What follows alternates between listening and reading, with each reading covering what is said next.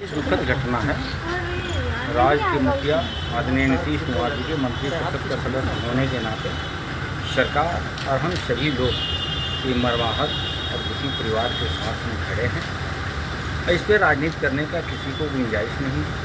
हम सभी लोग एक साथ होकर के तो सत्ता पक्ष हो या विपक्ष हो, दुखी परिवार के साथ खड़ा होकर के उसको न्याय कैसे मिले उसको सोचना चाहिए।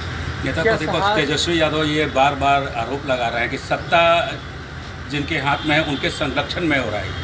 शायद 15 साल उनके माता पिता की ही सरकार रही है, वो नीचे रखा है। कुछ दिनों के लिए वो भी सत्ता के संरक्षण में रहने का काम किए हैं। और जहाँ तक उनके ऊपर उंगली उठाने की सवाल है तो खुद अपने गिरवा में झांक ले श्री तेजस्वी यादव जी कि जब जब पूर्ववर्ती घटनाएं घटित हुई उस घटना के पीछे सरकार ने जांच कराई। तो भू माफिया हो, शराब माफिया हो, जमीन माफिया हो, कहीं न कहीं आपके ही श्री तेजस्वी यादव जी संरक्षक प्राप्त होते दिखता है, जांच में भी सामने आता है। तेजस्वी यादव यात्रा पे हैं और स्थगित कर दिए हैं यात्रा को। समय से उनके नेता, उनके कार्यकर्ता उनको अवगत करा दिया होगा कि श्री तेजस्वी यादव जी आप कोरोना काल में जनता को आंसू पोंछने तो रहते नहीं हैं।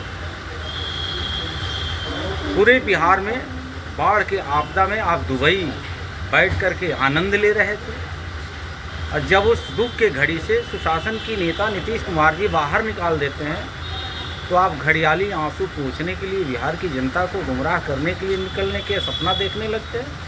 शायद यही कारण है कि समय रहते तेजस्वी यादव जी के ही नेता उनको सद्बुद्धि दिया होगा कि शायद जनता के बीच में जाएंगे तो जनता आपसे सवाल करेगी कि जब हम लोग बाढ़ में डूब रहे थे आप कहाँ थे श्री तेजस्वी यादव जी।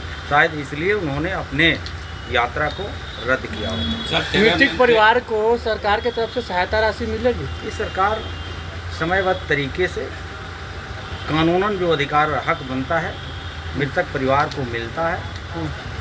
वो राशि की चिंता नहीं है, चिंता इस बात की है कि गरीब गुरबे को, आम आवाम को, बेजुबान लोगों को जहरीली शराब पोस करके और मौत के मुंह में ढकेला जाता है।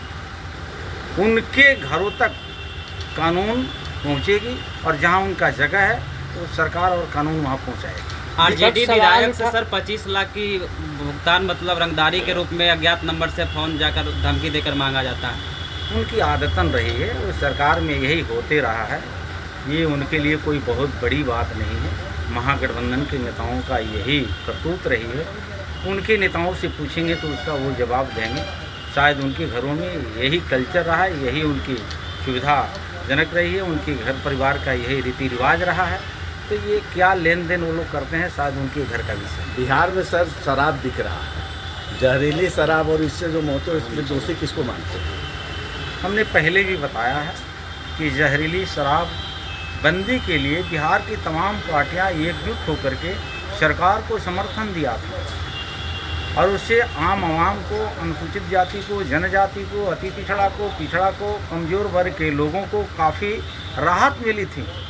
और ये सपना बाबा साहब अम्बेडकर का था, ये सपना गांधी जी का था, ये सपना राजेंद्र बाबू का था, तमाम महापुरुषों ने, संत ऋषियों ने भी देखा था। जब तक हम शराबबंदी के दायरे में आए तो ये राज्य काफ़ी तेज़ गति से विकास की तरफ जा रहा था। लेकिन कुछ लोगों को इसमें राजनीति दिखने लगा। सरकार से उनको मोह भंग कैसे किया जाए, सरकार को आय स्थिर कैसे किया जाए, सरकार को गुमराह कैसे किया जाए, जनता में बेमनस्ता फैला करके जहरीली शराब पहुंचा करके मौत के घाट कैसे उतारा जाए। तो ये सुशासन की सरकार है, ये नीतीश कुमार जी हैं। अगर कोई इस तरह की घटना के अंजाम दे करके वो चैन से बैठ जाए, शायद उनकी सपना है।